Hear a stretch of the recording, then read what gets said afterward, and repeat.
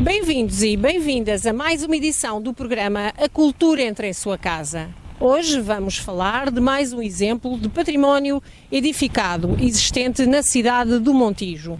Trata-se do Moinho de Vento do Esteval. Este moinho é datado de 1826, conforme se lê na placa esgrafitada com inscrição na base do urreiro, junto ao piso intermédio.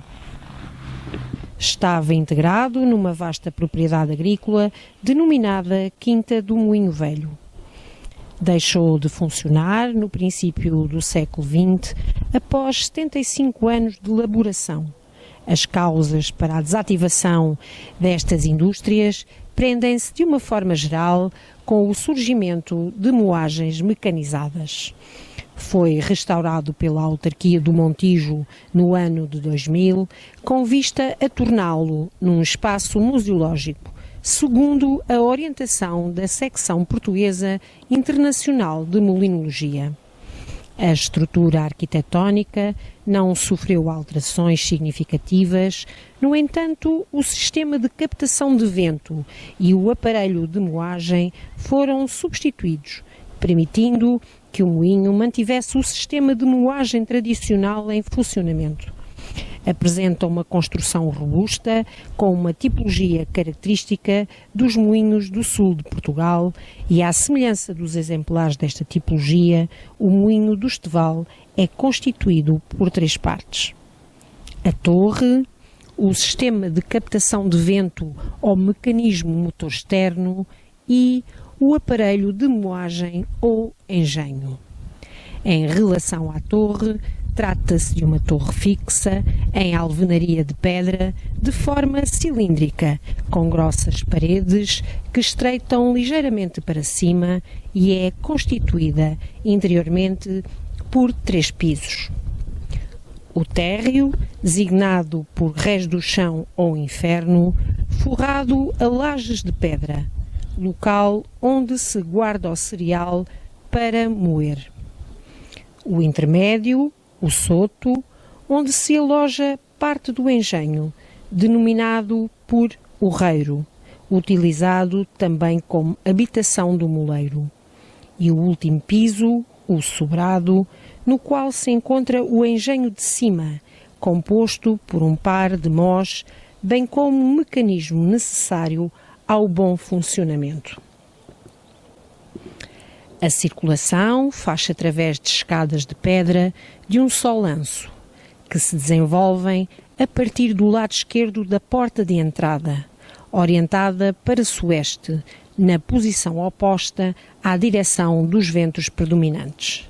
Porta essa que ostenta um painel de azulejos da invocação de Nossa Senhora da Atalaia, símbolo de uma devoção muito generalizada na região. A mesma religiosidade, num apelo à proteção divina, é visível na cruz inscrita em um dos suportes do urreiro. Quanto ao sistema de captação de vento, ou mecanismo motor externo, é constituído pelo capelo, designação dada à cobertura do moinho, de forma cônica, formado por uma estrutura radial de madeira, forrada a chapa zincada e pintada a negro. Os barrotes desta estrutura assentam num frechal de madeira, cujas rodas giram no frechal de pedra. No topo do capelo existe um catavento montado sobre um eixo vertical, que se prolonga para o interior do moinho, fazendo-o rodar o ponteiro que indica ao moleiro a direção do vento, sem que este necessite de se deslocar ao exterior. A rotação do capelo, necessária para apontar as velas à feição do vento, é assegurada pelo sarilho. O mastro é o elemento mais importante do mecanismo do motor externo.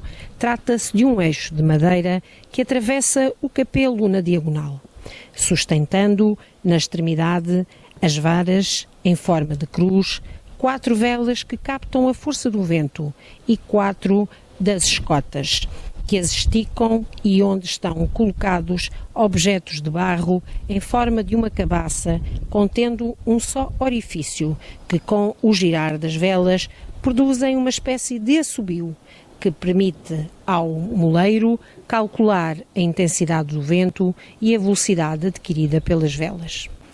E, por fim, a última característica que compõe a tipologia destes moinhos, o aparelho de moagem ou engenho. O conjunto é composto por várias peças, onde a entrosga movimenta solidariamente com o mastro e é uma roda composta por 32 dentes que engrena nos fuzelos do carreto, fazendo mover a mó através da segurelha. O cereal, depois de preparado, cai no tegão e desliza pela quelha para debaixo da mó, cuja altura é regulada de acordo com o grão a farinar.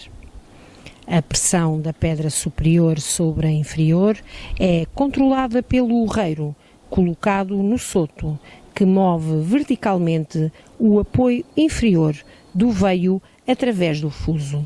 O cereal é moído e expelido pela força centrífuga da parte aberta dos cambeiros.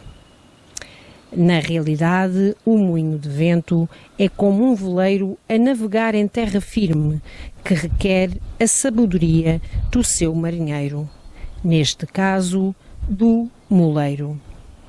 Tal como o marinheiro, também o moleiro deve saber medir a direção e a intensidade do vento e manobrar as velas para dele tirar o máximo rendimento.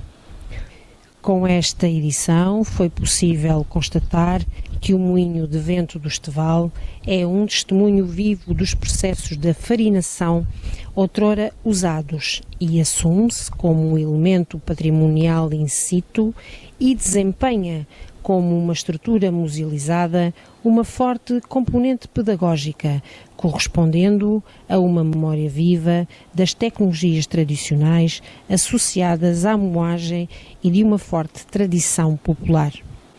Com estas imagens, terminamos mais uma edição do programa A Cultura Entra em Sua Casa.